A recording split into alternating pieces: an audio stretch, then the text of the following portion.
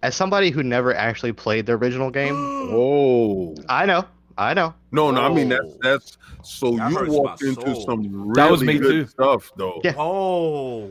Yeah. Yeah, I know. Youngins. I And- played I Yeah. played Resident Evil 2, but like I was so young, I don't even I didn't even get far. Exactly. Yeah. Yeah. So break it But- down. Right. So I played the remake, and it's an amazing game. Mhm. I mean, it's very well done. And the reason I want to say it's influential Mhm. is because, at least for me personally, it's the epitome of what a remake should be. Of course. Mhm. They went back, I did my research about it before I played it, obviously, and I know they went back and they changed parts of the game and they improved it in, many ways, and they worked on the AI, they changed story scenes, interactions with characters and whatnot. I mean, it's a game. Did Like all Monster that and it Hunter. still doesn't deserve Game of the Year. I'm with that. See, that drove I'm me with you on that. crazy though, because my main rule for Game of the Year when it comes to video game awards, that I have always said that a remake should never be Game of the Year. Yeah. You was with me until you got that game Yeah. and lost your mind. Right. But yeah, see, I was voting for Resident Evil though. This time around, I was, because I genuinely Hypocrite. think it's just that good of it. Well, it's just that good of a game though. Contradicting yourself. Listen, the man's allowed to change his view. He's allowed. He's not allowed to change his He's allowed- views. even though I don't agree, he's allowed to change his view. But nah, definitely impactful, man. Let's speed it up just a little bit because we got more. Petey, if you got. I still ain't got to do my second one yet. all right, we gonna get to you. Relax. I thought he took Disney's with GTA, but okay. That's what I thought. He took GTA too. He's trying to get 3, but we ain't that's gonna do it. Yeah. The Dark Souls series.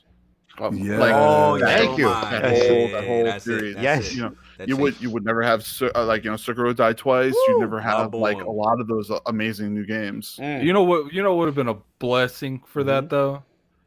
We wouldn't get that awful series, The Surge.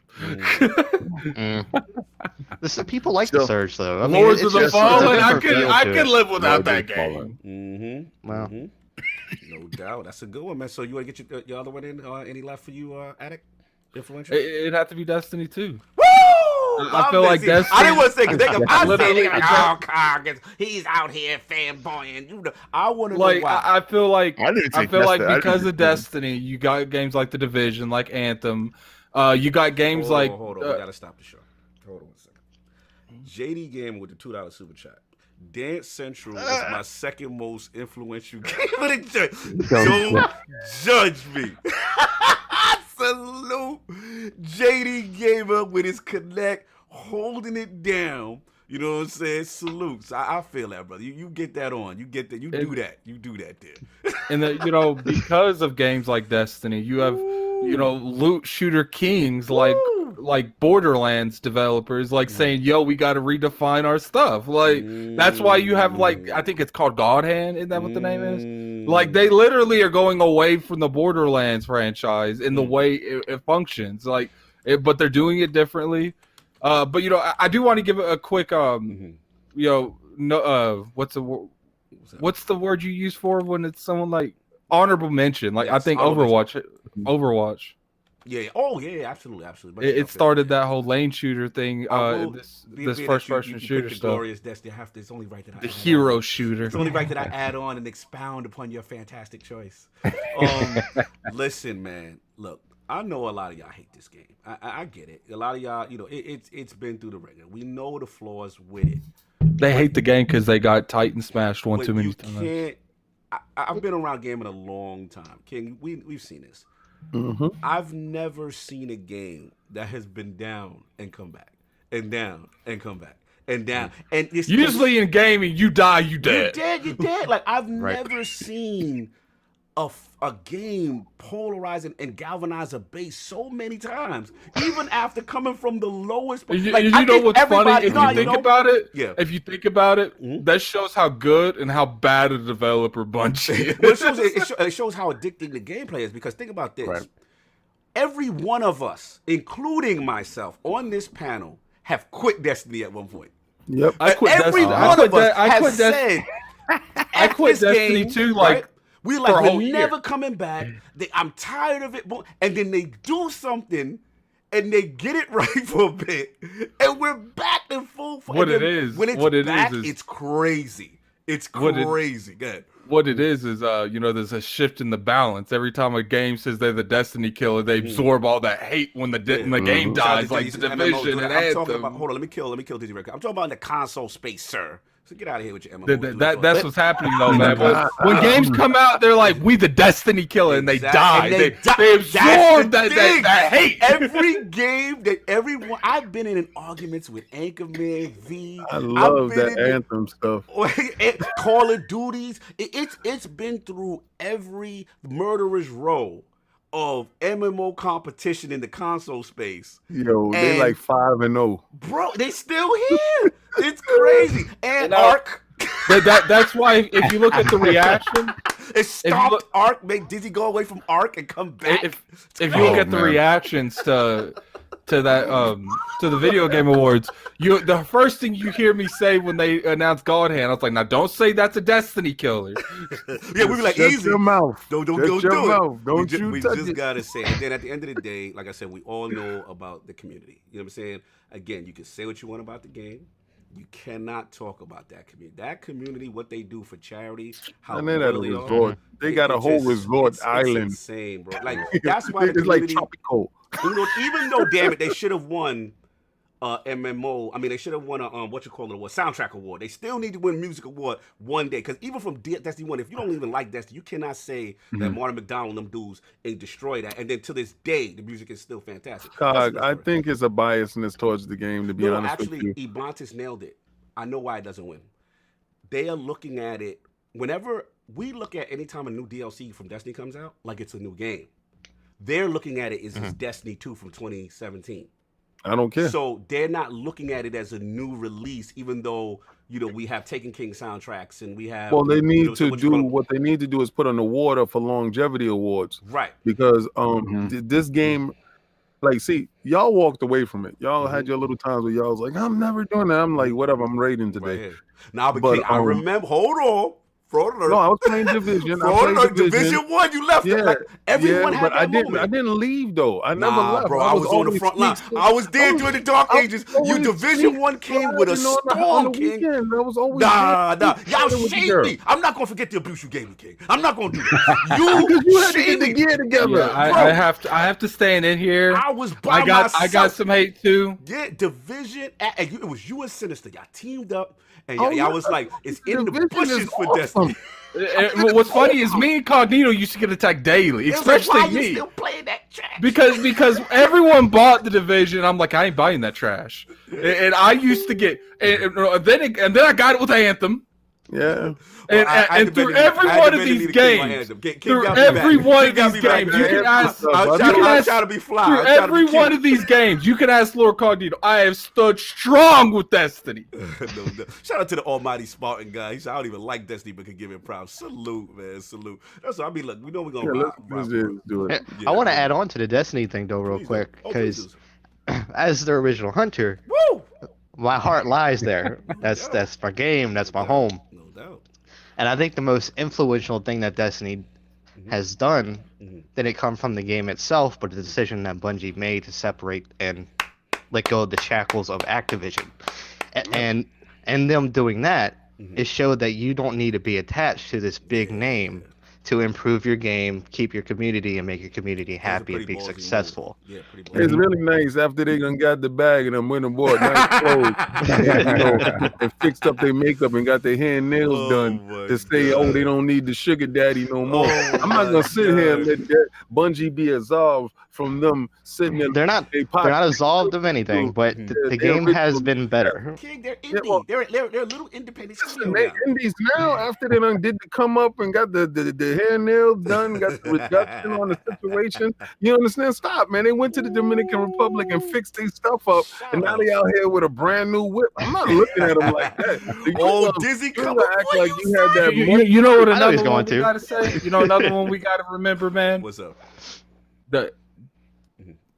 That's Stranding. Oh, come on. Oh, God. Shut up. Let's go to the next person. Can we mute him, please? Somebody just in the bush and shut up, man. Here we go. There ain't been a game quite like that hype. It just died that quick. Listen. You gotta be real here. like, tall glass of fraud juice.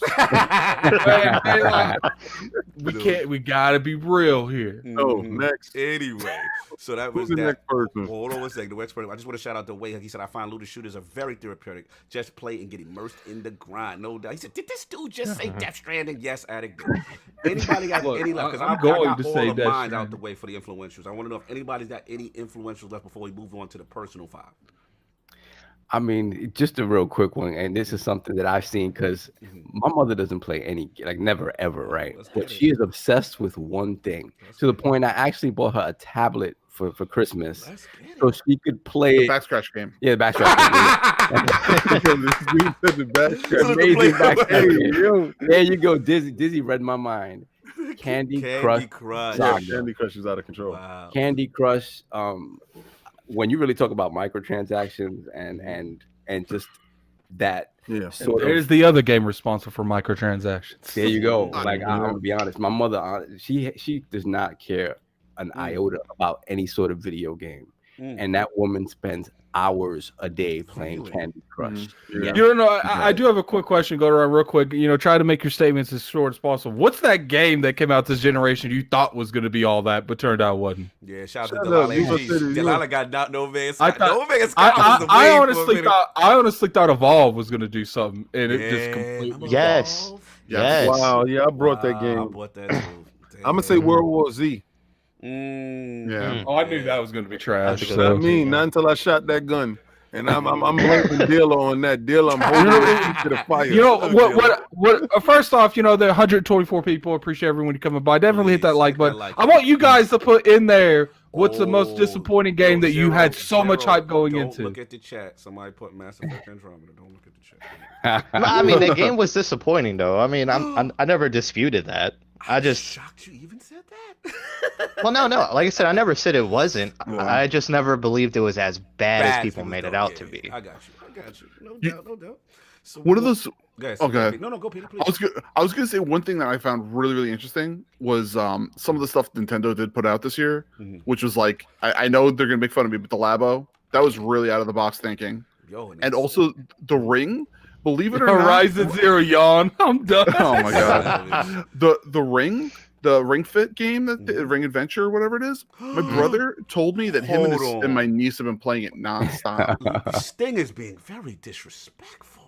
He is. We said bad games. He put Red Dead Redemption 2. Don't Yeah, listen, Wow. for a lot of people, listen, for a lot of NLG people, gaming. we do not feel like looking Stinger's at the worst. cows' Thank you, Stinger. testicles Goodbye. and sitting there yanking fur off of rabbits in the bushes. Nobody cares about That's that for game, me. man. Thank you very much. Don't say Yeah. nobody cares Shout about out- that game. Thank Shout you out very for much. everybody that like to make beer porridge soup. I Yep. don't care That's about me. that game. That throw is that me. game Thank you. straight You know what, where in the Stinger? Oh, With your whole, you know, Pause is right. normally not I on don't the read. something. Normally I You're not don't on read something. stuff not in color, but it's the new year. It's about to be the new year, so I'm gonna give you this. You onto something with that Red on Dead to too. something. Yo, he with- said with hold that right A there. for horse. Yo, Stinger, stop being disrespectful. Stinger's wild. He's loose. NLG's loose in Fonz, here. come And if on. you ever get on your horse and get off, you might want to grab your gun because it's on your horse. Fonz, Sting, I I'm need not you here, Fonz. responsible for Sting. I'm not responsible for the grounded gamer. You know what? And Lord, When- Lord Sav is going to do to you. I'm What- not responsible. When people tell you to turn it to the cinematic mode to make riding a little bit more enjoyable, you know, you might be a bad game. You need to feel the pristine control, Atticus. No, I didn't feel nothing, especially with the broken HDR. Throw that in the bushes. I can't believe it was slander right The amount of slander. But I I know. do. Look. I hate when I say that. I'm like, dude, I just don't like riding the horse everywhere. Put it in the cinematic mode. It'll make it easier. I'm like, okay, does that make your horse faster? No. But it's just prettier watching. Yeah, that's exactly how they say it too. Like, you don't know what you're really in for. I'm done. King, Now, what am I in That's for? all. It's not my fault. You're man children. This is I get him. Listen, it's nice that you like to sit there and play with revolvers. I don't care for that He game. said y'all hating. Yo, Fonz is on it. He said y'all hating on Red Dead, but y'all love know what? in Death Stranding. I'd rather With the walk in Death Stranding than I'm play not- Red yo, I Dead. ain't Like saying on the nothing about that real. Death Stranding. You On gonna the have to real, know. Ugh. if I had a gun to my head and was like, you gonna play one of these games or you gonna get killed, I'd be like, put on Death Stranding. Y'all just don't like a good Western. That's your problem. No, listen. Ain't nobody like a good if Western. it's one of those two games, I'm not taking packages to no place. I'm gonna sit there. So you're jumping on us. Yeah, I'm gonna have to tear off some beer testicles because it's just gonna have to be what it's gonna be. But I'm not playing that Death Stranding. I'm sorry. Oh my Lord. That's, PD, you got. I'd rather deliver, like on the real. I'd rather deliver packages before I play Red Dead. PD, I'm not being a cowboy. No, it's not PD, happening. do you have anything before we move on to the next one? Because we're gonna move on. No, I was just saying that the Ring Fit thing because I never experienced seeing it, and I saw my niece and my brother playing it like nonstop. Some people in the chat got the second badge, the Jesters. The Jesters is loose. Game of my choice. They level it up with the badges. Oh, dude, that's leveling a it full up. month, bro. Oh, that's salute the Jesters in the chat. We've gone from the peasants to the Jesters. We're moving up the social hierarchy of the ILP. I love this. I love this. I like the Jesters. You know what I'm saying? Keep those badges going. So we're going to move on. So actually, this is part 2 of the SARS part. So we got the influential. I think we were pretty much fair. Everybody nailed it. Even stuff that I know y'all don't necessarily like, which I kept it true. You know what I'm saying? But yeah, this is the personal 5, man. So look, let me set it off, man. This one, it's Attack knows, man.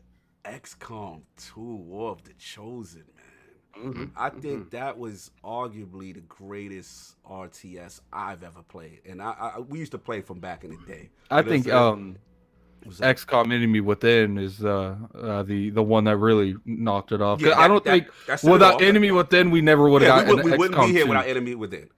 But the War of the Chosen, that dynamic, and like that game did not care about your feelings and where you were if you weren't set up. Like it made you feel like you were going against overwhelming odds. And any little scientific breakthrough you did, any little research you did on time to try to combat and use the alien tech against you, and then when they put them Chosen, it was the hardcore STS game. Like I know people, shout out to Batman Scatella we had on the show. He quit the game. He's like, this is too hard. This is ridiculous. He's like, I played XCOM. He's like, it don't need to be this hard off level 1. Like it's just overwhelming odds. And it was. If your people weren't built right, that assassin was gonna have her way with you. Think about this. Think about this, Petey. Remember when we used to get scared when the alien rulers used to come out, right? There were times when you had the ruler and the Chosen, and you got a rescue mission. You only got 8 turns, and you got it was so much. You sit there, you think it's a rescue mission. You like 3 turns in, and then the assassin or the warlock shows up. He's like, "Well, this dude's dead." Yeah, if you get caught and your ship goes down and you got to defend it from like an onslaught, bro. It was so well done.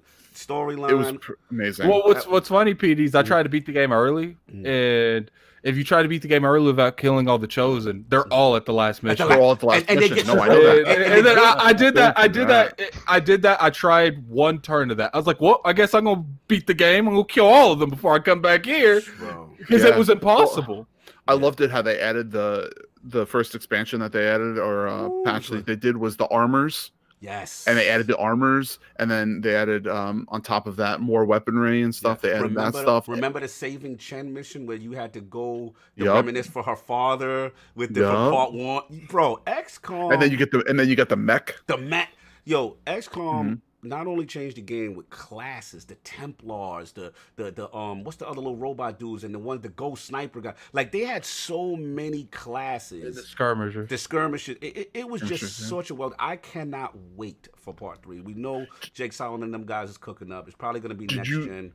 But yeah, go ahead, Petey. What you saying? Did you log it? Have you logged in and seen what they did with the challenges? Yes. The challenges are great. I love that. I love the PC expansion. It's great. It's time for XCOM 3, but XCOM 2 War of the Chosen is one of the greatest RTSs I've ever played. Like I can't remember the amount of hours I put just to beat that game, and it was tremendous. So that's my personal joint. Go ahead, Petey. You want to say something? I think I've beaten it about 4 or 5 times, and that game I can never stop wanting to play it. It's just like Phoenix Point. I just want to keep playing those types of games. Shout out to Antonio. He's like he can't wait for Gears RTS. Like I'm hoping Gears Tactics fills that role for me because I think Gears is another great. I think Phoenix Point gonna fill that role for him. Well, that's the OG creator. Phoenix Point is beautiful. That's the OG creator. Phoenix Point isn't as casual as XCOM either. Yeah.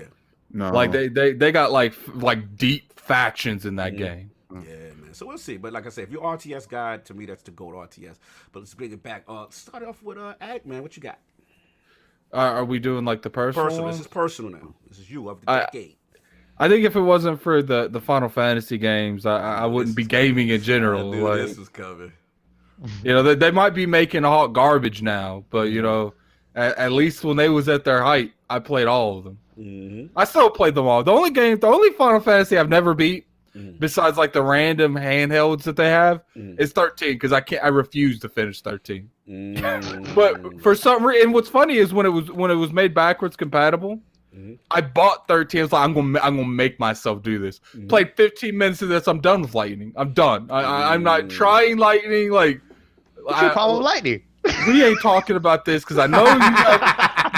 Well, what's funny is Sleet over here is the minority in the Final Fantasy community. Hey, that's my video game waifu, man. You can't then you're gonna have to sit down in that corner with the other 3 weirdos that like lightning and shut up. God. It sounds like Skyward Sword slander. Listen, you know, I'd rather play Sky. I'd rather Skyward Sword be in existence before Lightning's in existence. Because she ruined this franchise. We got the Final Fantasy joint from you. That's what's up. Soft personal 5. I got to go with a franchise too. I got to go Red Dead. That's it. The Red Dead franchise. The redemption. Listen, man. I'm sorry. Can we get some Into the Bushes in the chat for Lord Sovereign right now? Shut up. Dead. Tell us why. Tell us why. Final Fantasy, please. Oh damn! At least my game's relevant. Whoa! Wow. You really have been under a rock. Like you really. Oh my God! That was the one Rockstar game that hit like a rock in the water. Oh my! Come on, we ain't gonna act like Resident ain't doing it. Okay, Attic, you know your your bars off. Attic knows. There's no bars to spit.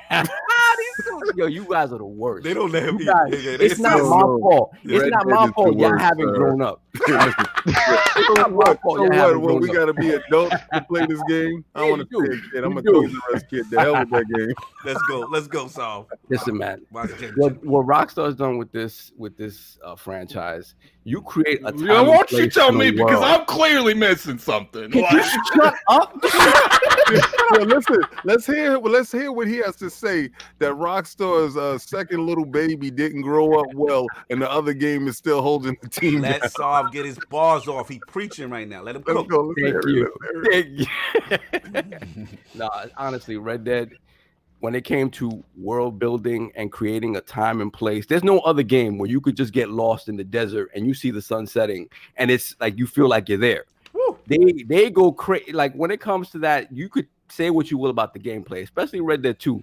They gamified random things that you just wouldn't gamify, right? Because Red Dead 2, he in the church. He said, "Talk soft." He said, "Red 2 motherfuckers." Yo, he in the church with you right now. Go ahead. Yeah, listen. There is no way, shape, or form that any other game comes to recreating like a world, a real living world. I'll give you that. Red Dead has literally some of the best immersion that's in game. I'll give you that. And it's absolutely insane. And for me, dude that likes to play. Now you're going too far, Fonz. That's why Saul always been your favorite lord. Come on now, Fonz. You're going too far. Thank you, Fonz. So I'm feeling away, Fonz. Shout out to Disney with the Red Dead 1 is better than Red Dead 2. Wow. Yo, I would say as a game, say that, yes. I would go there and say that, yes. I wouldn't necessarily disagree with that because I think Red Dead 1 is more of a straight up game, whereas Red Dead 2 is straight up an experience. It's an experience. Like they purposely. That's when we had all these arguments about controls and stuff like that. I said, this is what they wanted it to feel like, for better or for worse. They wanted it to feel like crap. He actively went out there and said, they wanted you to make this feel like a job. You mean I gotta brush this horse? That's what they want you to do. That's exactly what they want you to do. It is what if you like it. I make fun of it, but I know. I respect it as a game, kinda. But you know, and the thing about it is, and generally, like just Rockstar in general, nobody else is making a game that even comes this close. I really want to see what you said. What? I want to see when it comes to Wait, what did immersion. you just say? Nobody else is making a game that comes this close to creating a world, an immersive world. I really want to see what CD Projekt Red does with Cyberpunk because I think it's taking it to the next level.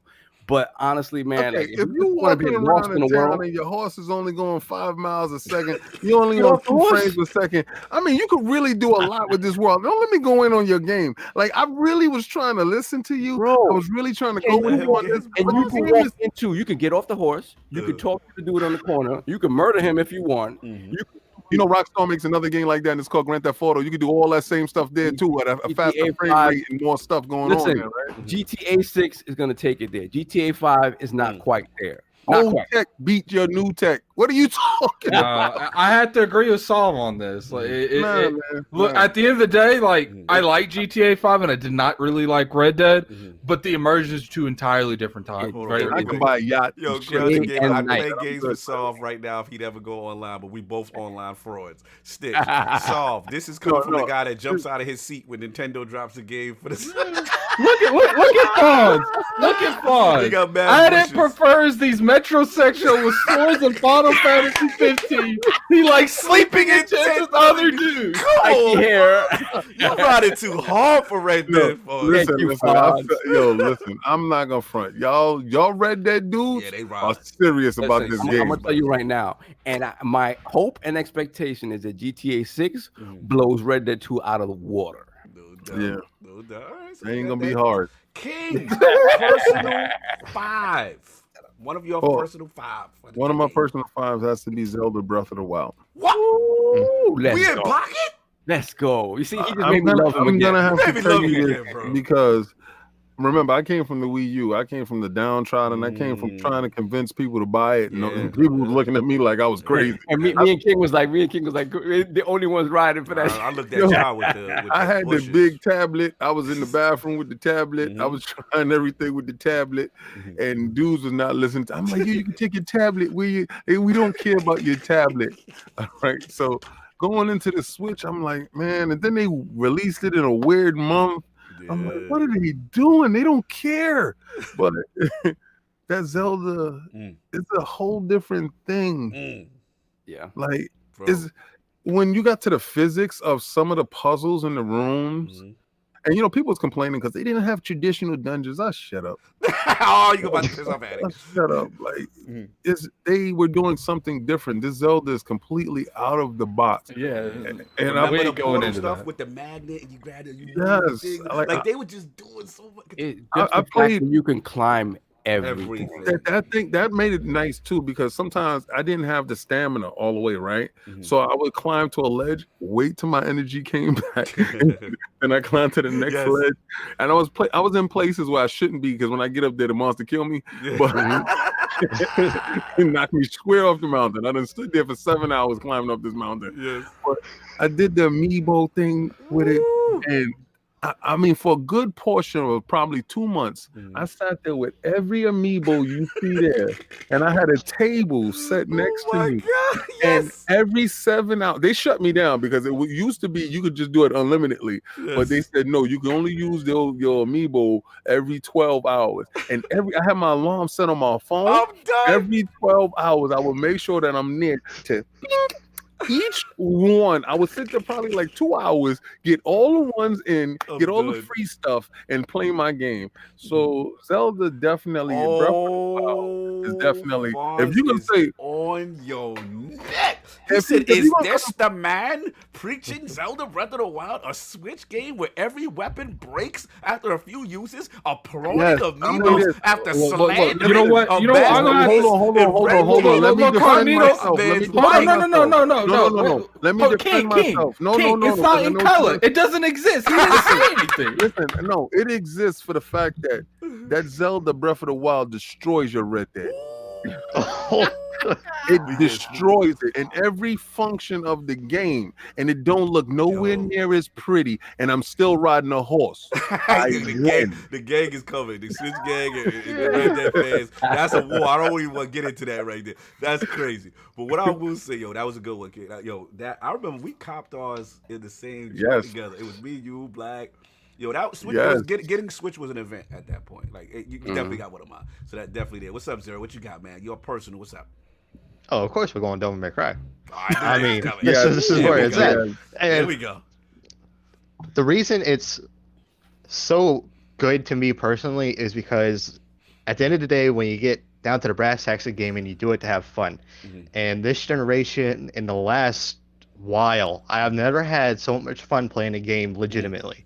And it purely comes down to the gameplay. That's the thing about it. Like, it has a good story and everything else is good. It even has some beats where it, you know, it has a hiccup and it's not too great. But the gameplay, though, man. Sorry, I lagged out. No, you're back. You good?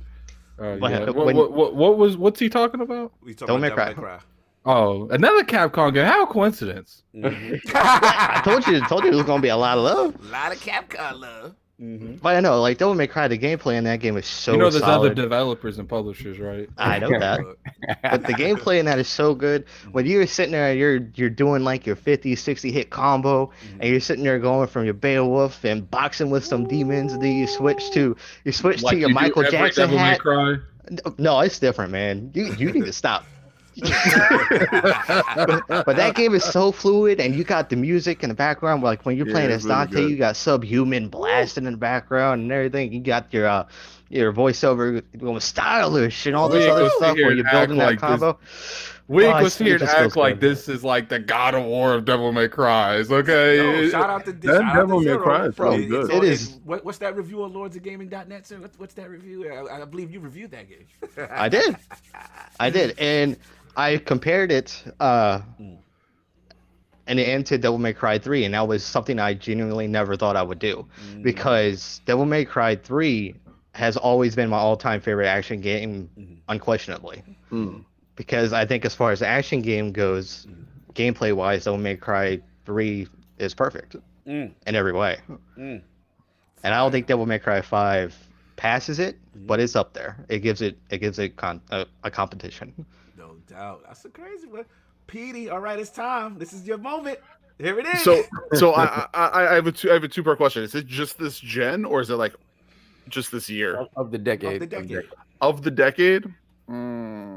This is your personal. This is time. I'm This set is you my up. personal. This is my I'm setting personal. you up now. This is the So, easy home it's- run. Well, like they probably expect me to say The Division, right? Yes. But it's actually probably not that. Wow. I actually for I think it's time to call PD a a fraud. lot. No, hold on. I got my reasons. Now, I'm one of those types of people that love to play games with other people, and one Like of The the Division? experiences, one of the experiences that I have had so much fun with my family is actually playing Overcooked, believe it or not. Wow. Because Oh. I can't tell you how fun it is to sit. I with tried to my- get Kid to stream that with me, but you wouldn't play it. Oh my god, playing it with my wife, playing it with my brother, my sister-in-law, my niece, and my wife together. I'm telling you, the anarchy that happens and the amount of fun and laughter, smacking your brother in the head with a pizza pie is just hilarious.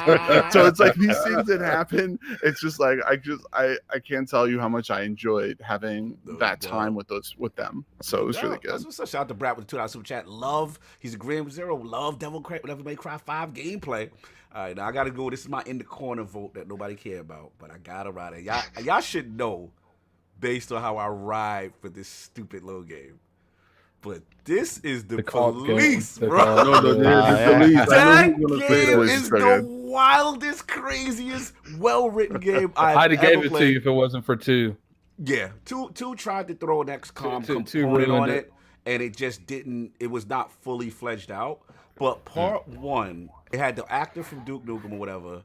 It has some of the best writing, the best people management. 2 tried to do an XCOM, but Yeah. didn't do it at all Dude, well at But all. bro, that little and it is the most controversial, sensational. We don't care about morals and feelings and political correctness. It is everything in this game. You know what I'm saying? Like corruptness, dealing with the mafia, trying to be a crooked commissioner, trying to be on the. You had so many things that could end your gameplay session at any time. And you have to manage and trying to be a just commissioner with the mob on you, like, yo, what's up with these payments every week, fam? Oh, where you think it's a game? Okay. And the cinema would just happen, and you'd be like, oh man. The game didn't give you any clues, and then like just funny stuff. Like you'd have all these cops, and you send them to work, you send them on assignments and stuff, and dudes be like, yo, I drank last night, and I ain't coming into work, fam. And I'm like, what you mean you're not coming into work? Like just crazy. That game, Weapon Studios, man, that was a treasure. I was just happy it got a sequel. Love the game. The writing is fantastic. The cinematic, the voice acting. And I was surprised it was actually on the Switch based on how mature it was. But salute this to police. That's my little in the corner jump off. We bring it right back around to Attic. What you got? So this is just this generation. Yes. I'd have to say Destiny. Okay, yeah, it's personal time. It's personal. Yeah, Did you use it already? You used it for Most Influential, so use something else though, because you already used it for Most Influential. But I mean that's influential. That influenced the gaming industry. Like I feel you. it's like I was gonna say how disappointed I was with Kingdom Hearts 3, but we ain't gonna go into that. Mm-hmm. But like Destiny 1 and 2, it was some of the best gaming I've done this generation, if not the best gaming I've done this generation. Like I can't really replicate the feeling of like walking up to orcs and he's popping up out of the raid for the first time, or like seeing K die for the first time. Like you can't really replicate that. No doubt, fair enough. That is your joint. I respect it. Solve. Or Sinister telling me he needs help. Yes. I gotta go with The Last of Us. Gotta go with The Last of Us. Like that game was the swan song for the PS3, and the PS3. For I think that game single-handedly delivered them this gen. Yeah, because they ended the gen. Yeah. They ended the gen with probably one of the best games ever made. And it for me, just the story in that game, and what I care about most in Naughty Dog games is the relationships between the characters, how well they're acted. Usually like the setting and the overarching story isn't great. I've never been a fan of the overarching stories in like the Uncharted games, but this was one where it hit everything, like the characters, the stories behind the characters, the overarching story, and actually the gameplay. The gameplay could be wonky, but there's something about when you pick up a brick and bash it into somebody's face in that game, it feels like it feels like. Yeah, it feels exactly. It's that feeling like, wow, I've never felt this in the game. Like the controller vibrates, and you feel like you have to survive in a way that I never felt. He says Solve wins this episode. Yo, his cheerleading for you right now, son. My God. But honestly, man, I can't wait to see what they do with part 2, because to me, it's that level of immersion. Like, how do you create a world that feels real when you're playing it, and especially now in a game that's like Last of Us, which is very narratively focused. It's not it's not an open world. So I'm excited for it, man. But The Last of Us really, it was amazing for me. No doubt. King, decade, personal. Halo Wars.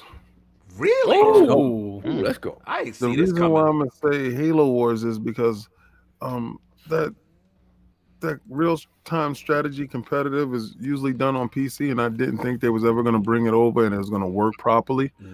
And when I got the feel of it with the controller, me and Attic was over the moon on this, because he was like, yo, did you get a chance to?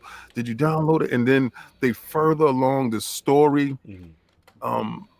I really thought that it captured the essence of Halo with bringing you more characters and getting you more immersed into the world. Because I'm not one of those dudes that get novels. I go front. When Attic put me on to the Atriarch. Yes. That dude, the Atriox, what's his name? That's his name, right? Yeah, Atriarch. That showed me some stuff. I was like, I think there's never been a way of introducing a villain quite like Atriox. Right. Like when she was like, "Who did that?" She's like, "His name is Atriox." Boy, like the way they did it, because it literally put like a bad vibe down your spine. Like, this dude's gonna kill me. Yeah, like you was terrified, like when his team showed up. But it's like you had Spartan Wars going into it, and it furthered along the Halo story. I'm a Halo dude. And anywhere I can get those little nuggets without picking up one of these stupid little graphic novels, I'm not doing that. Like, okay, give me an audio book. I'm driving. I don't want to sit there reading in the corner. You know, Other but Zinc is riding with you, bro. He's like, I'm back on with you, King. And Halo's 1 and 2 Aatrox, the greatest character of the decade. Woo! yeah, He is. He's one of the best. I mean, and Halo Wars 2 is definitely better than Halo 5 story. yeah. I would agree. And I think the only reason if Halo's Infinite story wise is saved is because of the introduction of Halo Wars 2 story. This is strong, man. I gotta give it to Attic on this. King, I'm shot. That's strong, man. That's strong. I like that. Zero, what you got, man? I'm gonna bring up a name y'all probably ain't heard in a while. I'm probably gonna get flack from AJ about this. I'm gonna say Ark. Wow. Right. And the reason I'm gonna say Ark is because it had a world of issues. I'm gonna have to mute you. It had a world of issues, and I have never evolved. right. Let's go. And I have never debated the fact that it had all kinds of problems. It was a technical mess. Dizzy said, "Talk that talk." You Dizzy going crazy. Christopher Hart said, "Ark." He said, And I'll tell you why. Let's go. Because as much as I love Destiny, We asked for games, not PowerPoints. right? Oh, speaking of Look, as much as I love Destiny and everything, the only game at the time that could take me away from Destiny was Ark, and it did it on a regular basis because that game was like a drug, and I don't know why, but it was. Yo, the cat is disrespectful. I know it's gonna get flack for it. Listen, Fonz is on one. I'm loving it. Look, to be fair, This is his vibe. This is his vibe. to be fair, Fonz, I'd rather play Ark than Red Dead 2. Wow. See, and that's bad because Attic hates that game, man. Attic got on there and died immediately every time. I'll literally I'll spawn on Ark and then I'll glitch to the map immediately. The reason why I like Ark, right? I'm gonna say why. Shout out to Dizzy. The reason why I like Ark because it was an Ark story. It's not nothing to gameplay, none of that stuff. Because when I played, it was like a picture movie or whatever it's called. Slideshow. But a slideshow, yeah. Yo, when they snatched that fat boy and they took him on the boat and they threw him in the defecation tank and it was filled with feces. Yo, I am not gonna front. That one aspect of that game made me say, you know what? I gotta respect it. I don't like it. I gotta respect it.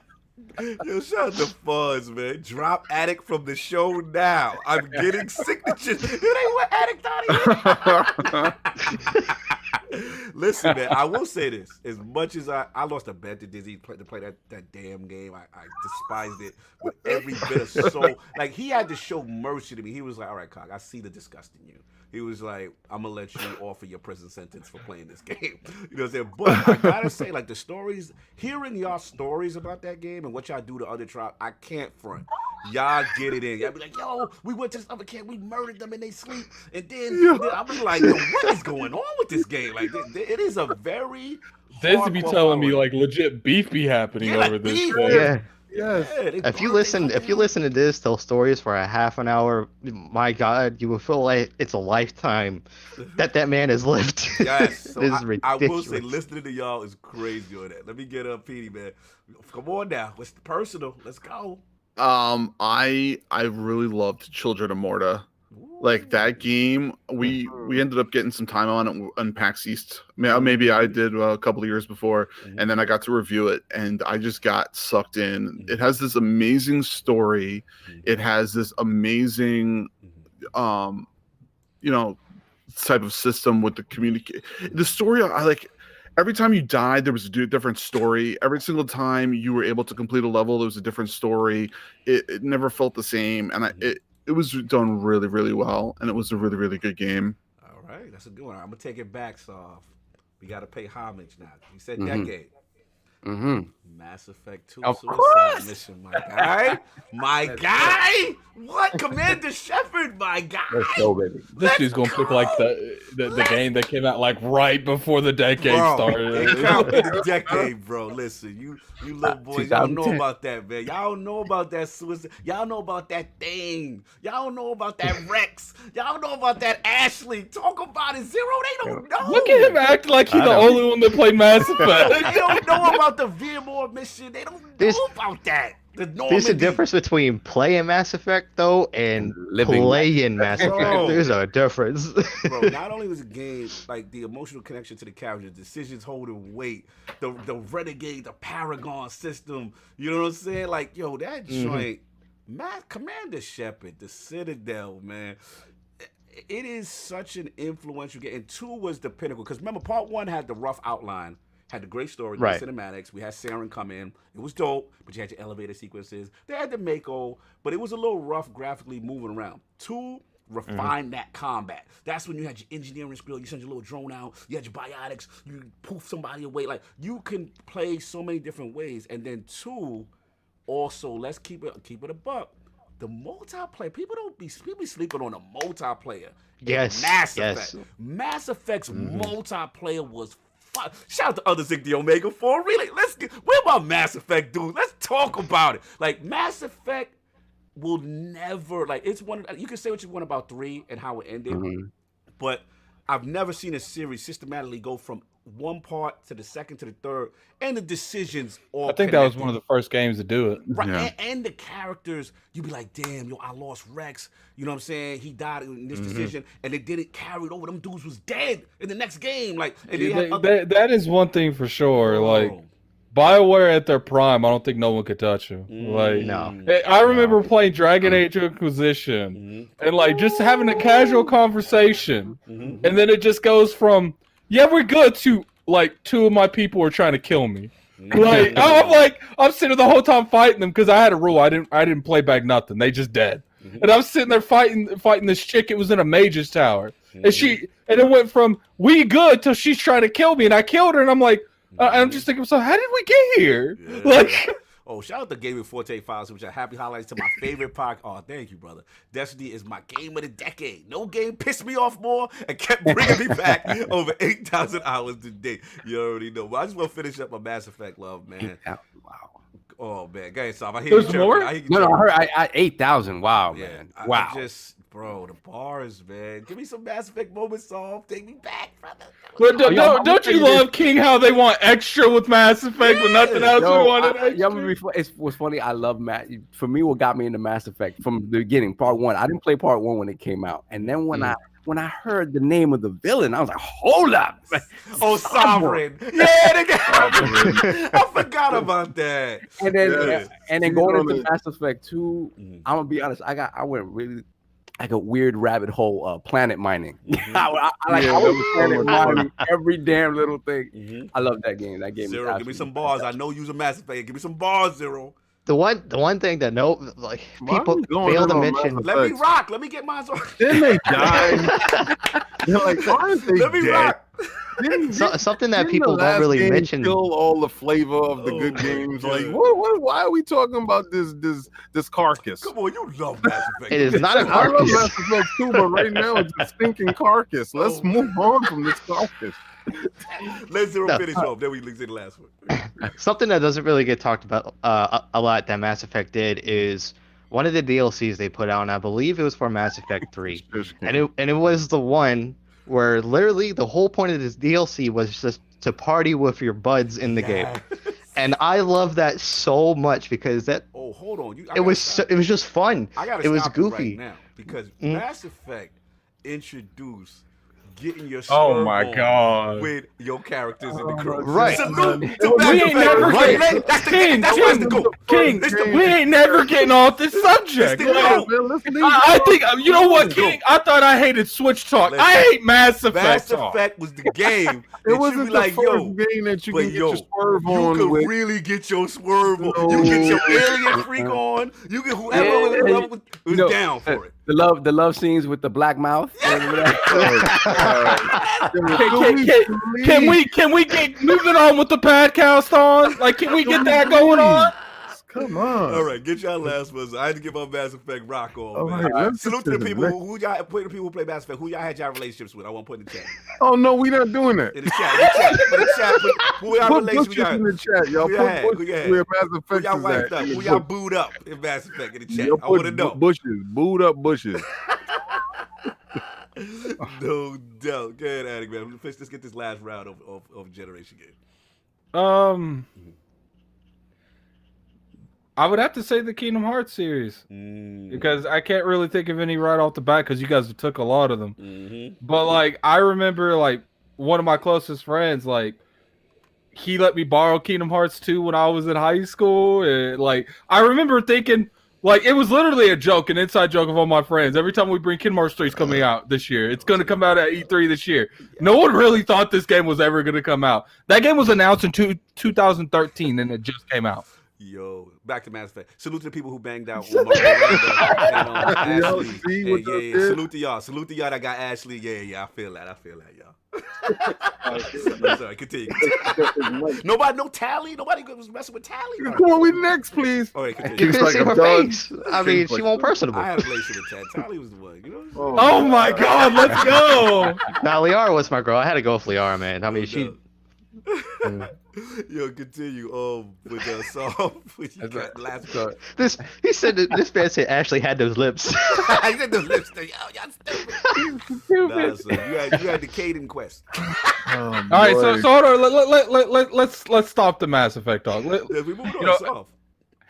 All right, you guys know how I love my stealth games, so I have to go with Mark of the Ninja. Oh, nice. Oh, that is good. Yeah. That's a good one. 2D Xbox Live Arcade game that came out in 2012.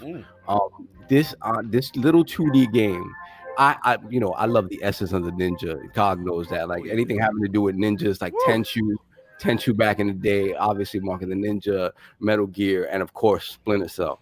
But Mark of the Ninja did what a lot of these games don't do, is that it really gave you the choice of how to play. Like you really had to play like a ninja. You could murder people if you wanted, or you could get through utilizing your tools without being seen at all.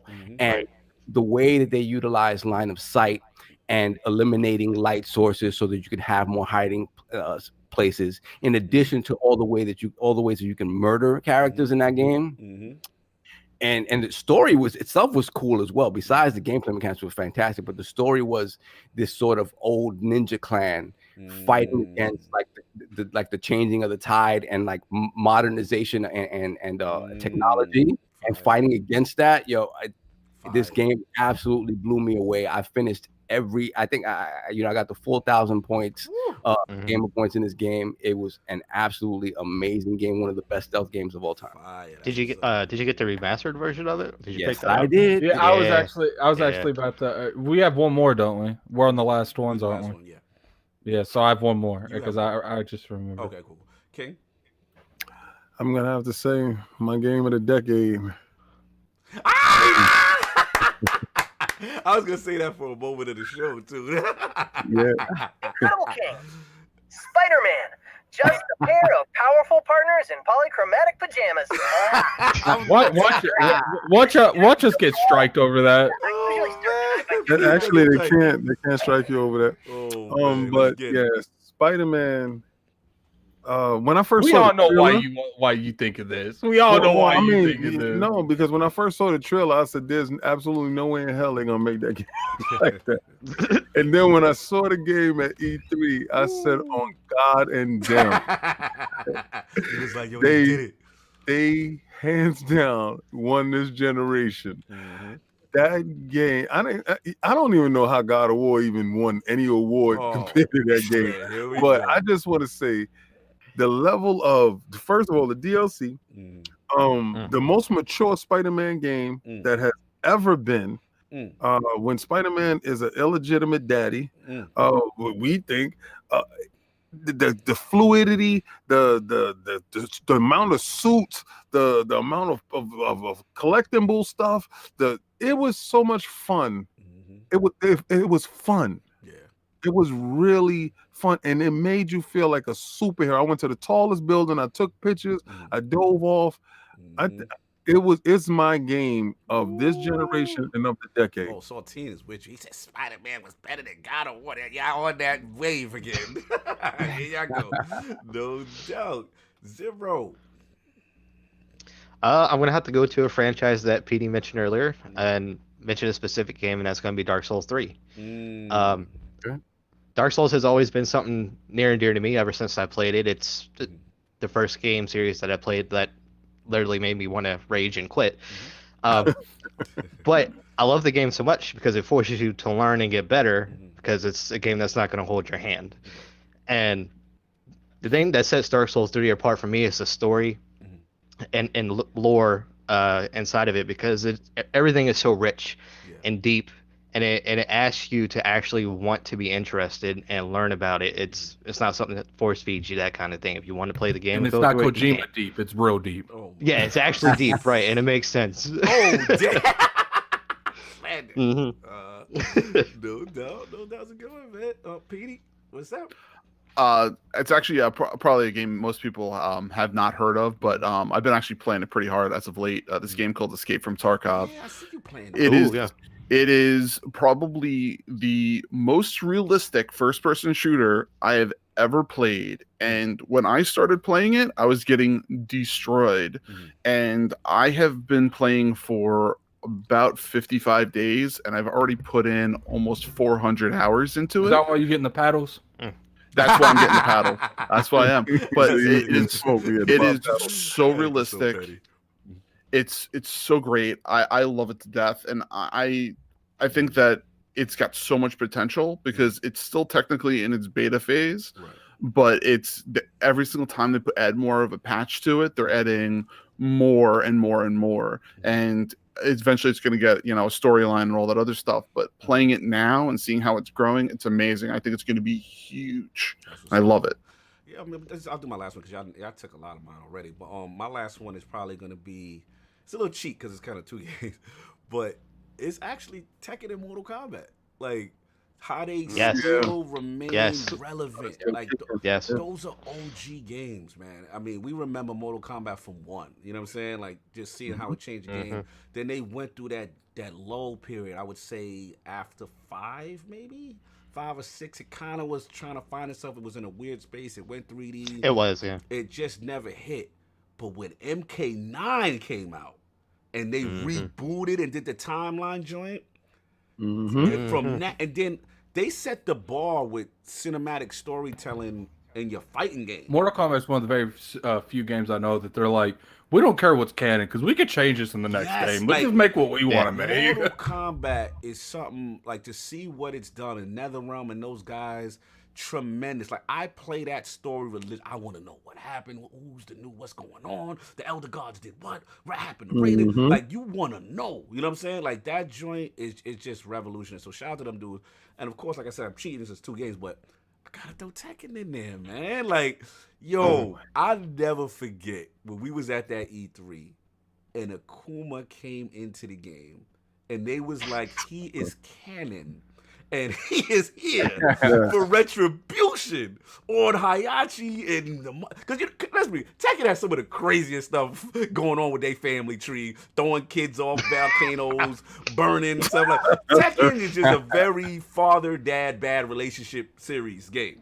So to see the Kazuya joint relationship, they've always got the new characters, but to see that engine, to see Unreal Engine, to see it come out on the Microsoft stage, to see how Harada and them really took it up. But only thing Harada, y'all, this disrespectful. Y'all did not do no Xbox enhancements to that game. That's very disrespectful. It's still in 720p. There's no excuse that the PlayStation regular is doing it better than that. But that's another story. But anyway, Tekken 7, Mortal Kombat, man. The trend keeps going and it's not stopping. And it's just amazing to see that those two have remained relevant, you know what I'm saying, and dominant. Like it's still people evoing all that. So salute to them too, man. Those are the OGs still going strong. Those are my 2. Adam, you got anything else before you get out for the next one? I want to like an honorable mention is like Dishonored. I really enjoyed those 2 games. Yes. Yeah, I mean those games. the stealth mechanics, the sort of immersive sim mechanics where you could approach the world in a number of different ways. The powers, it's a little bit of Thief, it's a little bit of BioShock, it's a little bit of System Shock. Like it's wow, those games really are special. And I have the achievement, killing nobody in the whole game. Really? That's not an easy thing to do. No, it's not. That's If crazy. you can kill somebody by mistake, I'm gonna know how many times you reset. Anybody got A lot. Any last 5 before we move on to the last topic? Yes, I got mine. Let's go, Kay. Dead Cells. Let's go. That introduced me That into game what a must have role reached like. to you in the areas, man, because that's one game and it got you that good like that.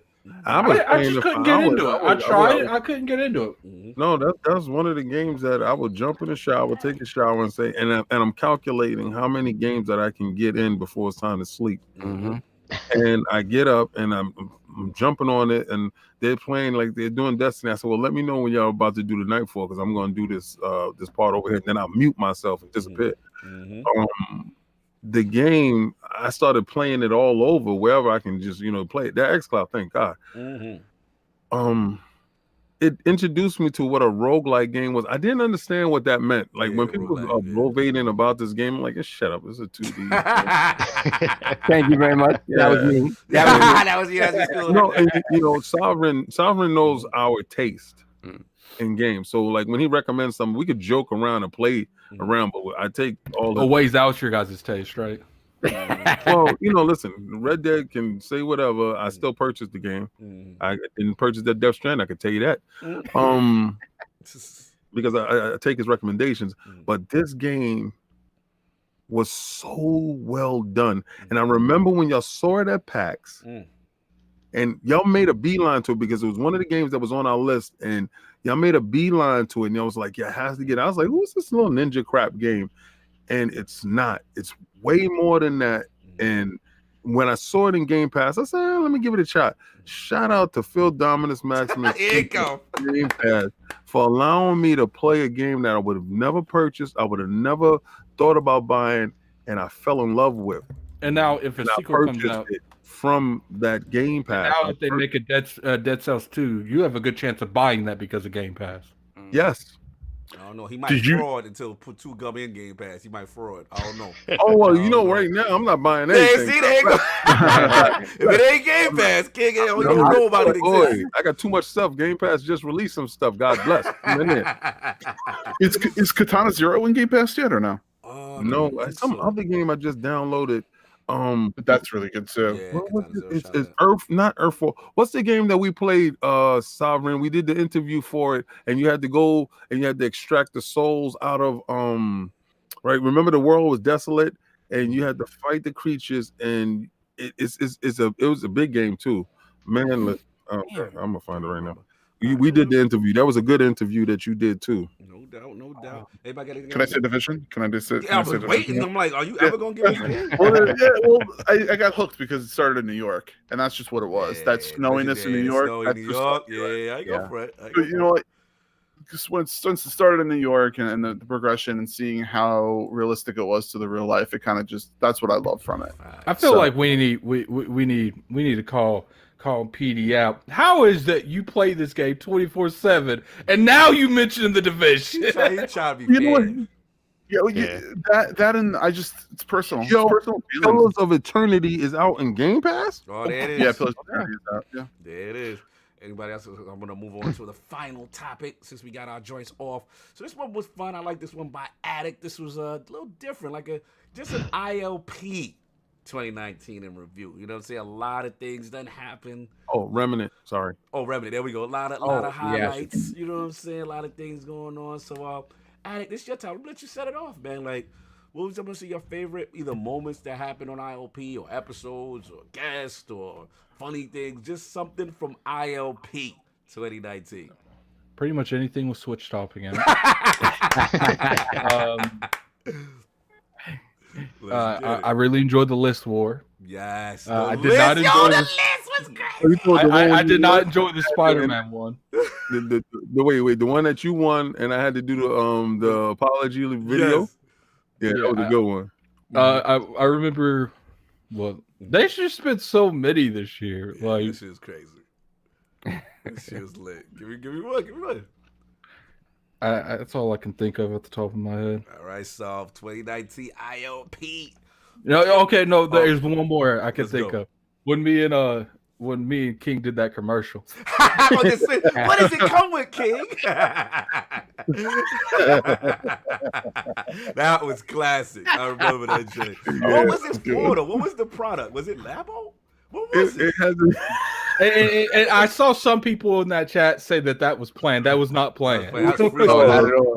Off the top.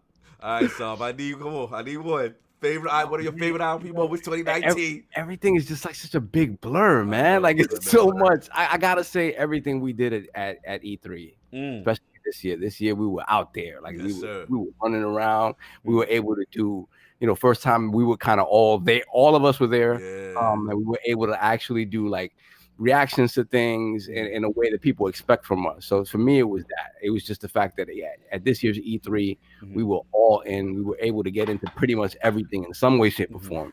No doubt. You still okay? Yeah, that was it for me. Oh, I thought you were still talking. I thought you were still going. All right, King. What's up? Give me one. I got a whole bunch of nice ones. I can't. I don't want to pick a guest over another guest because I have so much fun with all the guest pause. But what I would say is this: I would say that Playcrafting and Play NYC, I think that was a great eye-opening experience that New York has a homegrown thing. And shout out to Dan Butchko and Skyward Sword. Yo! I remember that. That was a moment. Mention the one person that That agreed. was a moment. He's the only person that matters. Dan Butchko and Skyward Sword for the win, baby. No doubt. I know Zero's been away for a little bit, but for anything that That's how that case looked too. That's why he had his pose. Put your hand up, right? That's how that case looked. That was look. The case is fire. The game wasn't. All right, let me get one, Zero. I know you've been away for a while. Anything you caught that made you laugh? I don't have a favorite moment so much as I have a favorite episode that I always look forward to, and that is the one right after E3. Because everybody comes on here, and I mean, normally everybody's passionate about what they're talking about, so it makes the podcast so original. But that day, man, everybody is so fired up, and they're so caught up on what they want to believe and what they think. And there's arguments. Every year, that's some of our highest viewed podcasts too. Is that because that's when the real love of gaming, the industry, everything comes together. And like I said, there's arguments, there's disagreements, there's heated moments and whatnot. But at the end of the day, it's all for fun, and it's always the year before last. Wasn't it like 4 hours long? It was ridiculous. I remember. Crazy. Yeah, it was insane. That's what's up, man. Petey, give me one. I got two.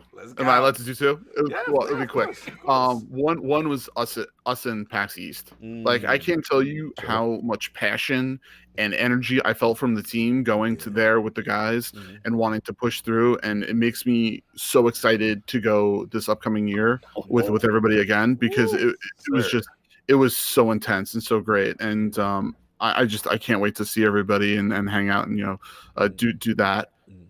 And the other thing was having all of the interviews with all of the all of our developers and all of our all of our other podcast friends and all other lords and everything, and hearing everybody's stories. It's amazing to hear everything from everybody, and I can't tell you how much I love that that time of hearing everybody. So I can't say that I'm with you on that, man. The devs were lit. I was gonna say doing like working with you guys and doing everything and hearing everyone's stories, it wouldn't be without them for us being here. So I love them more than anything. So yeah, man. Shout out to 2 Ton. Warhorse for Toby was a good one. Yeah, Toby. Toby good. CD Projekt Red E3 was a good one. Rebellion Studio Solve and Attic, we had that one. Of course, that was good. Butch Gold King, that was lit. You know what I'm saying? Paul. Oh yeah, man. Dan O'Taz. Yeah, so even that stuff, yeah. So many good ones, and and then funny like guests. Like it's hard to pick out specific guests because I remember so many moments. I mean, Wicked Good Games is good with Dom. That was funny. You know what I'm saying? Nintendo Guru was a funny one. We had some good ones, man. Like I said, like everybody that came on. Tell him when he got up here and was spilling that tea on people. You know what I'm saying? But look, my personal favorite though, I go for it. Like one of my favorite, because I can't pick them. You know what I'm saying? But one of my personal favorite was definitely when we did the Xbox Bob episode. I got memed crazy for that. And I just kept laughing because every time I did it, Tim Duck was like, "Get your shine box." He kept doing the line from the Goodfellas shit. Yo, I mean, I was dying, bro. Like, yo, that joint, was we was getting into it. That's always a classic, you know what I'm saying? Even the Sony joint, you had J-Dubs and BG up there fighting with King and King going. And that was a funny one because remember, it was Silver Sky, and they were trying to go against Destiny. He's like, "Oh no, we're not gonna have that. We gonna be." He's like, "I'm gonna help you with that raid." Remember that one? That joint was crazy. So, I remember when BG was like, "Preach it, Revan." Talking about the Destiny speech that King did. He was trying to go in, and I said, "That's not gonna happen, baby." Like, I'm sorry. No doubt. That's why I can't pick again. So I mean, I know I picked Dan Bushko, but I actually picked Playcraft, and I was just throwing Dan Bushko in there just for Skyward Surf for the fun. But I can't pick a guest because every guest is a gem.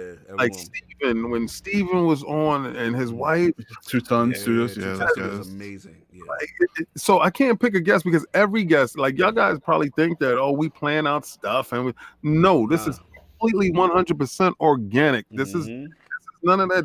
We wrote a script up and everybody got to follow a line. No. That's not how it goes. And the whole thing is like when you come into my household and I welcome you in, give you a glass of water, you want something to drink, sit down, we talk. That's what this is. Yeah, facts. You know, so when we talking to you guys, we interacting with you because you're in our house. We're here together. This is the realm. We're all here together. Facts. So have a little respite. People ask, how the hell can we do 4 hours on a podcast? Because it doesn't feel like 4 hours. We having fun. Right. Shout out to Dizzy. Favorite moment of 2019. Launching of LordsandGaming.net. Best moment, period. Shout out to my writers putting in that work. Frost for holding the epic position down.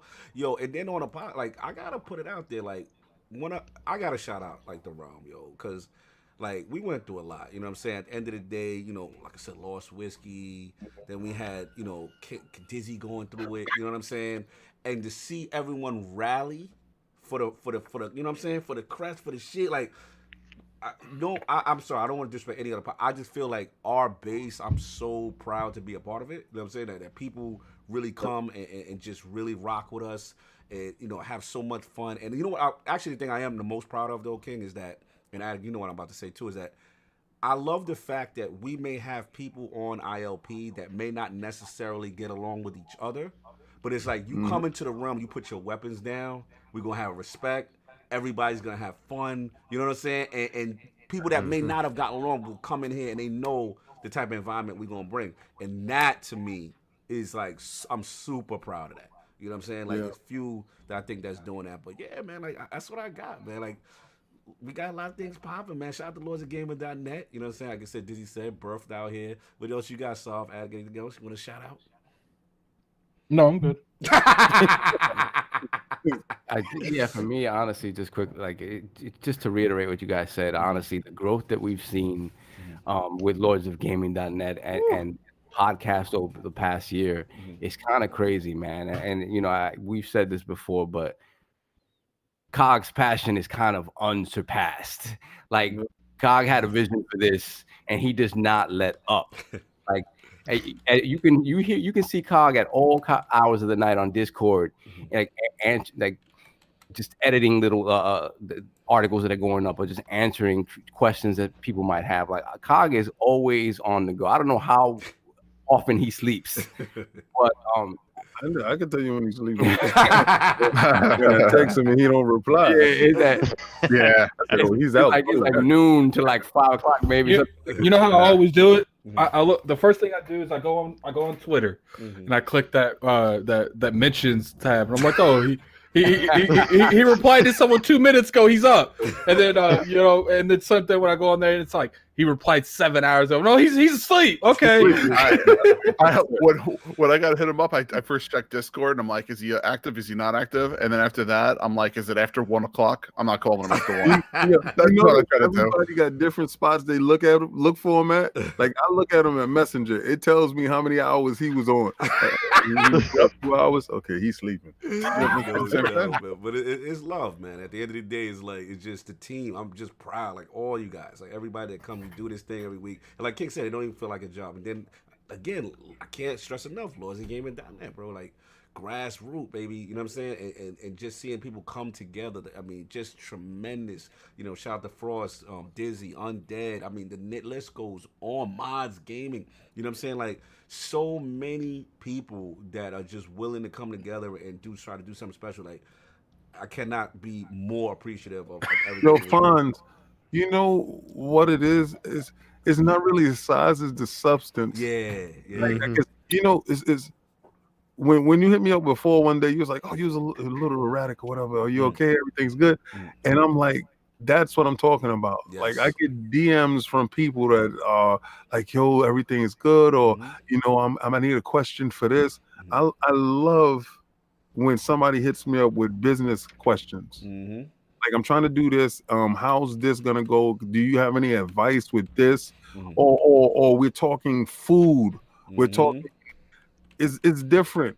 Like we have so many different personalities and aspects of individuals that are in the chat. You sat here with us, Fonz, 100%. Yes. You have sat here with us for I don't know how many hours we've been in here, but you have been rocking and killing me with and that's what I'm talking about. Like Christopher Hart has become a staple. Think about that. Check the Brats, the Boomstick XLs, you know what I'm saying? Like these are people that we look forward to seeing that name, the Boss Moves, the Jonathan B's, like it's certain names I get excited. Like, oh, it's about to be on because this person in here. You know what I'm saying? Like you already know. Like it's fire, man. Like even the episode we had Cole and what you call it, and Fonzo together. That was a fun one. You know what I'm saying? Like just it's so many. You know what I'm saying? It evolved to Red Dead in that same. Yeah, that was the Red Dead.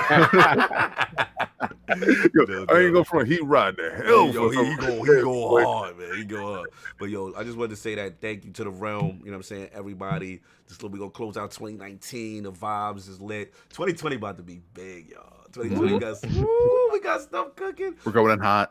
Coming in hot. Baby. Coming in hot, man. Yo, it's gonna be lit. But yo, thank you guys for rocking with us, man. It really, really appreciate it. The support is tremendous. Attic, I'm gonna let you get off some stuff you want to get off before you go. No, I'm cool. I'm ready to go watch Star Wars. Oh my god. Man, I gotta go get that done too, sir. Get that jet. No doubt. But that's all I got, Saab. You got anything before we wrap up? Because ain't gonna be no poll question because we come back next year, y'all. Yeah, no doubt. I just want to say happy holidays to everyone. Happy New Year to everyone. Have a happy and safe one with your family. Shout out to all my brothers here on the panel. I love y'all. Y'all know that, man. Let's do it again. Except for Red Dead 2 lovers.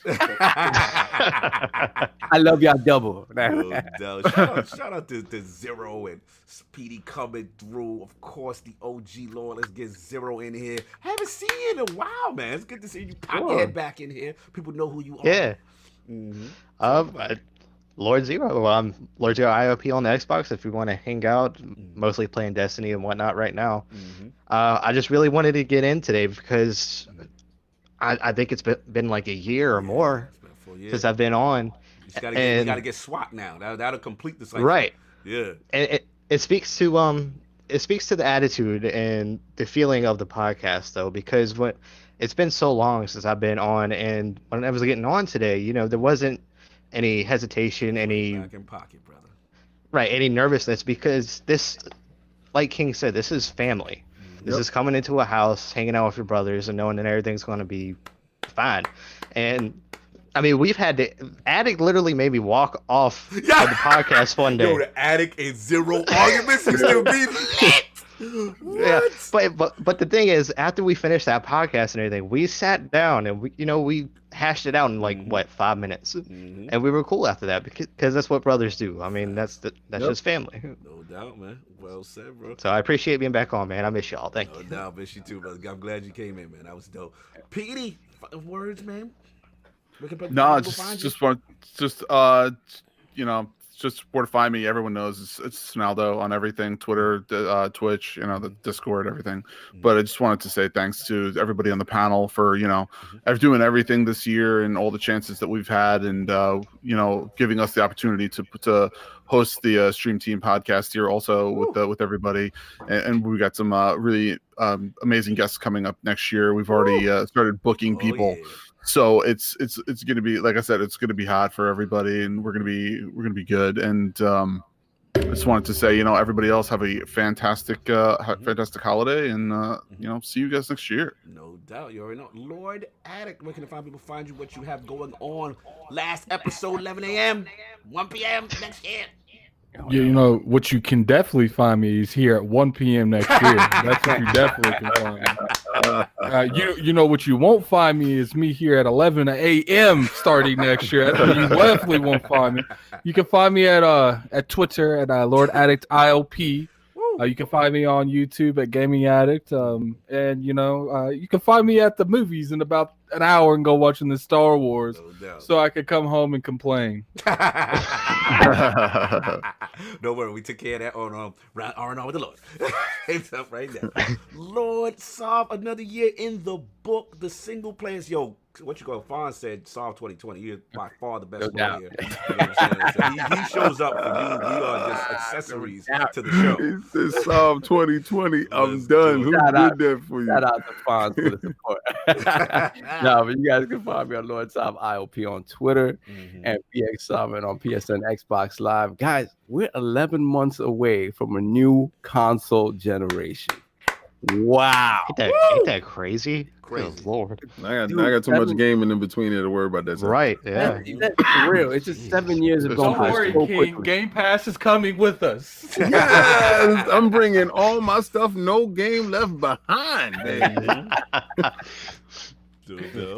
Yeah, man. That was it, man. It's crazy. It's crazy to think. Stop winning, crying your Lord. All right, you got to start laughing. He ain't gonna stop winning. He gonna be. Stop winning. You know what it is, man. Keep doing what you're doing, Stop. Keep doing what you're doing. Since I work so much, I listen to like all podcasts. I listen to like all of our YouTube brethren, in addition to like all like the big sites, right? So I get perspectives from everywhere. So when people are like, yeah, Disco Elysium, a lot of people are like, what the heck is Disco Elysium, right? That's me.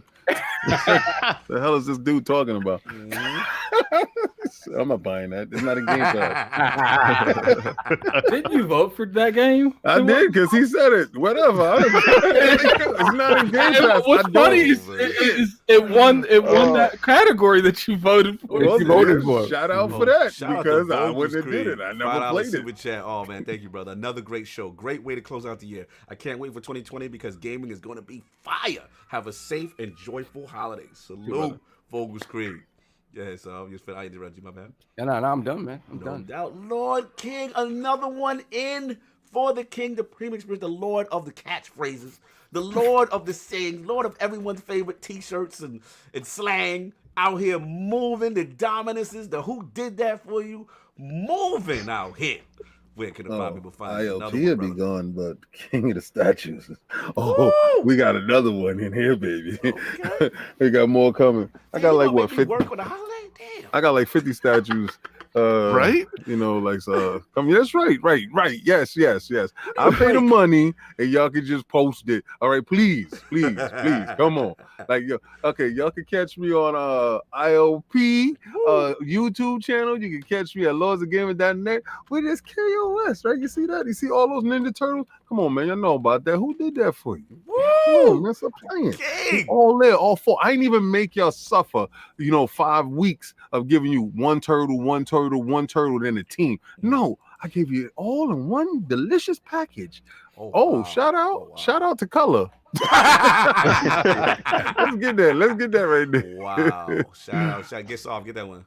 Shout out to Gamer by Choice with the $20 super chat. Great show and thank you for a wonderful 2019 and looking forward to 2020. Happy holidays. Same to you, Yes, sir. Thank you.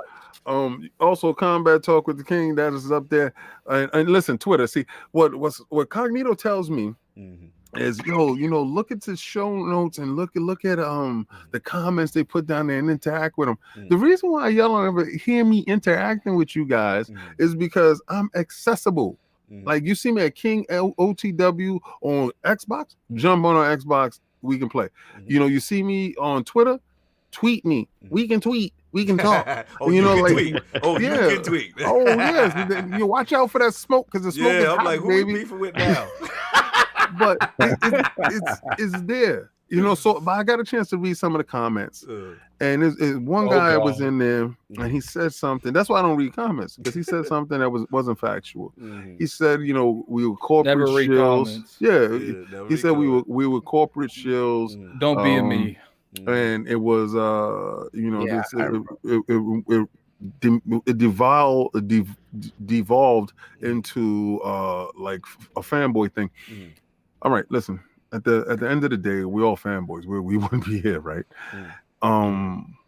But we know where we started. Like you may think, okay, well, King started with Xbox. Man, shut your mouth. Like I started with ColecoVision. I started way back before you was even a thought in your father's cells down there. So, but also at the same time, I was PlayStation before you was able to purchase a disc.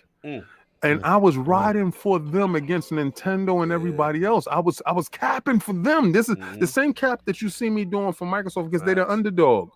I was capping for the accident champions. Oh, they wasn't the accident champions. They we grew spent to like that a spot. damn grand for PS2 with Japanese input. Cog could tell you we slept in front of stores for these systems. We live for this stuff. But it's not in particular. It's not one console that defines a person or defines your generation, how you play. It's where you game and how you game. You understand? You can game anywhere. And when I'm talking about where you game in your living room, you game in your bathroom. Where you game and how you game is not what you game on. That doesn't define you. So what you have to understand is you have to go out there. Financially, maybe right now is a little tough situation for yourself. You got to come to a realization with yourself. You got to look at yourself in the mirror and say, why am I hating on Xbox so much? Or why am I hating on this? It's a fear of jumping into another ecosystem because financially you can't carry that. But what you want to do is 2020 is coming. You pray, you get your energy together for the winter solstice going in forward, right? And what you do is you put those man hours in so you can game harder and better next year. And you don't turn into that fanboy that you claimed that one of us were, because we all cap for games. So I just told you my game of the decade is Spider-Man. Yeah, facts. Find yourself. The king has spoken. It could have been true or said, man. At the end of the day, it's all about these games, bro. But yeah, look, I'm very proud of y'all. You know what I'm saying? It's very, very honored to do My this. attendance record is impeccable, sir. Thank you.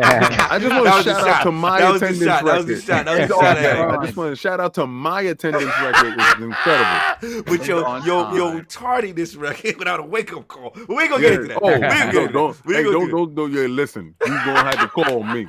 This is why they made these.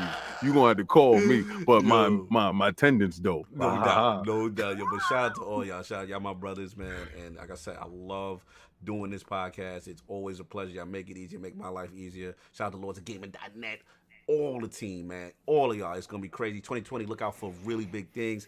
That's all I got, man. Yo, happy holidays, all that good stuff. Happy New Year, January 5th, I believe. We come back 1 p.m. If you're a software head, a real software head, hit me up in the DMs. I got something cooking. No doubt. 1 p.m. That's what we got. Everybody enjoy. See you guys next year. We are out of here.